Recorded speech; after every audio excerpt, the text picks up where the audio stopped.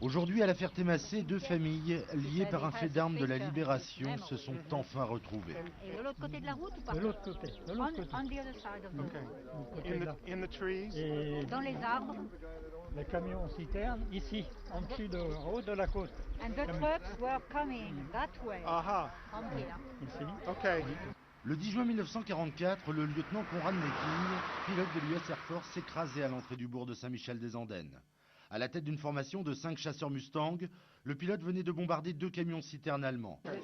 Bravant les interdictions de l'occupant, le père de Michel, Louis Grandin, menuisier du village, décide alors avec le soutien du prêtre de la commune de fabriquer dans la nuit un cercueil. Le jeune aviateur qui venait de fêter ses 26 ans sera inhumé dignement dans le cimetière du village. Il a fait ça parce que pour lui c'était un devoir. Il était prisonnier, il a fait la guerre de 14, il est resté 3 ans en Allemagne, alors c'était un devoir pour lui de réaliser un cercueil. On ne pouvait pas l'enterrer comme ça, c'est pas possible. Ouais. C'était risqué pour l'époque?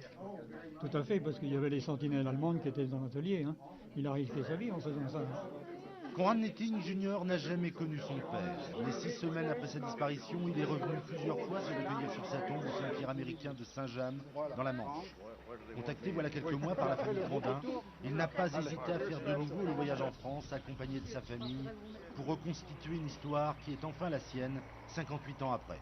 I was reading it and I had to sit down. I couldn't keep going. Quand il est rentré chez lui et qu'il a trouvé la lettre de Monsieur Grandin, il a commencé à la lire et il a été obligé de s'asseoir parce qu'il ne pouvait pas continuer la lecture debout. La seule chose qu'il connaissait, qu'il savait, c'était que son père s'était écrasé en avion et qu'il était enterré à Saint-James.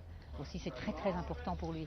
Si cette rencontre entre deux familles a pu se concrétiser, c'est en partie grâce à l'association Fleur de Mémoire, qui s'est constituée en France depuis 18 mois, sous l'impulsion du vétéran Frank Towers.